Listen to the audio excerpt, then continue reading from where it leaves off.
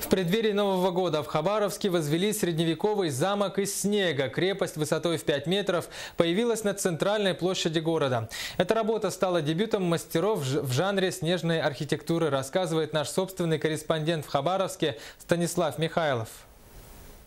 На строительство замка из снега потребовалось 450 кубометров чистейшего снега. Добывали стройматериал искусственным методом с помощью снежной пушки, непрерывно работавшей двое суток. Для изваяний утрамбованный снег мастера режут стамесками и ножами. Правда, у снежных строителей своя терминология. Инструменты для грязных работ они называют расческой и кочергой, а для отделочных берут терку и утюг.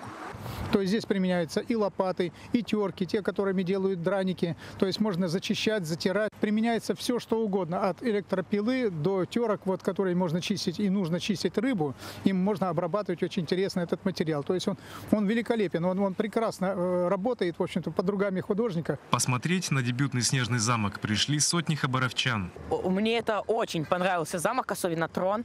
И вообще, мне очень понравилось то, что это все было в Хабаровске, в одном из самых отдаленных городов в России. Все прошлые года был лабиринт здесь ледяной, но настолько красивого замка, построенного, мы еще ни разу не видели. Архитектура из снега очень популярное в мире направление.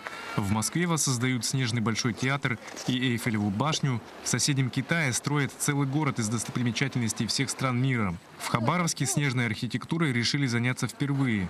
Если опыт окажется успешным, возможно, в следующие зимы хабаровчане смогут прогуляться по снежному городу.